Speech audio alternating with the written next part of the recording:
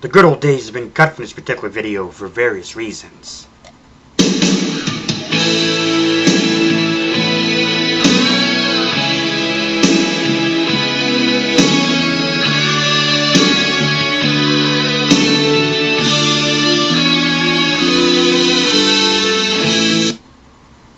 Thank you so much for going down memory lane with me. Let me take you back and tell you the story about the spring dance disaster.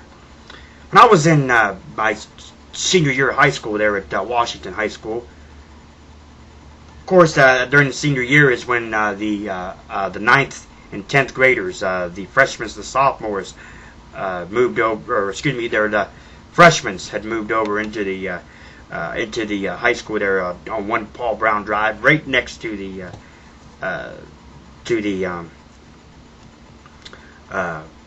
Paul Brown Tiger Stadium, of course, where the high school, Madison Tigers play high school football. It was right next door, catty corner, just a little bit. There was the new high school, 1 Paul Brown Drive. I didn't go to high school dances, during my high school years. I didn't go to any to my senior prom or anything in that nature at all. And number one was because I really didn't actually have a date to go, and number two, I really didn't give a damn. I really didn't care. The prom was just the least of my things in high school. I really didn't have many friends that I could actually trust and whatnot. Michael Guy or Mike Guy or Tim Shaprath and a couple other people that I actually could call my true friends. But other than that, some of them were just completely backstabbers, or they basically were acted like your friend, and I hated people like that. I still do to this day. But nonetheless, I went to one dance in general. A friend of mine at the time, Dwayne Bickett, had been going out with a freshman. Dwayne was about 18, 19 years old at the time, I believe. And Dwayne was going out with a girl named Elaine Burkeen. Elaine was a freshman. She wanted Dwayne to come to the dance, but Dwayne didn't want to go. He didn't want to go alone, so he asked me to go, and I was like, it's like, hey, man, she's going to hook you up with somebody, man. Well, he ended up hooking me up with a girl named Rachel Cassidy. Rachel was a freshman as well. I really saw Rachel Cassidy and was like, whoa, she was a real short, skinny, petite girl. And I was like, you know what, that's cool, it's going to work out. But I told her I couldn't dance, and she wanted me to dance to the slowest dance with her. So I danced with her, and I was kind of brought on the little shy act that I always had. And she ended up leaving with another guy. Basically Elaine said she left, but she ended up leaving with another guy. Well, when Dwayne got winged and found out about it, Dwayne just immediately lit up a cigarette right there in the gymnasium down there where the old high school used to be. Just immediately lit up a cigarette there right in the gymnasium, took it out on the outside there, and he started smoking a cigarette. Dwayne was angry. I can't believe she did that to you, Cat. That's just sick, man. That's retarded, man. What's wrong with that bitch, man? So I said, Dwayne, no big deal, man. But Dwayne decided that he was going to do whatever he could to get an explanation or to get me and Rachel to get together. So that following couple, 2-3 days rolled by, and we went over to the drama club. Had a big thing over there at the high school there. Of course, talking the new high school, and Rachel was there as well as this guy.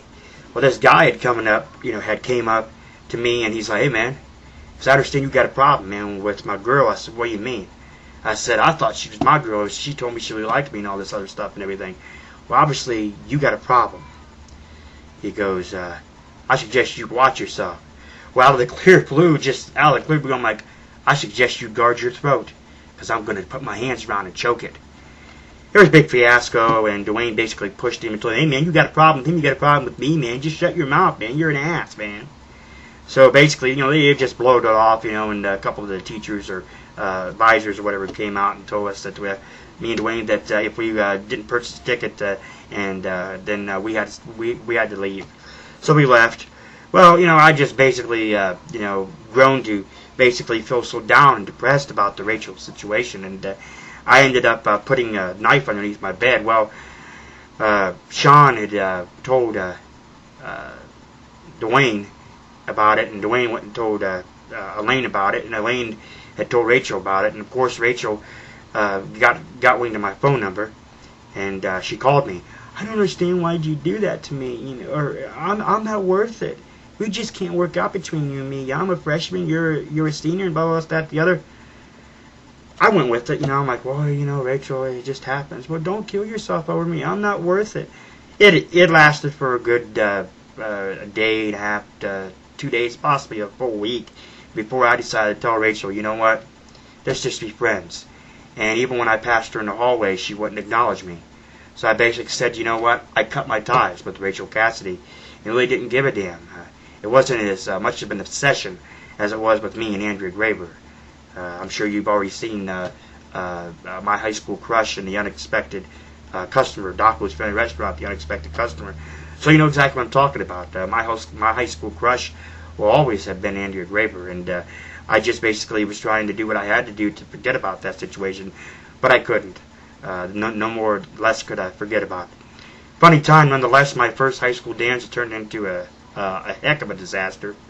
Oh my goodness gracious. Thank you so much for going down memory lane with me. I'll catch you next time.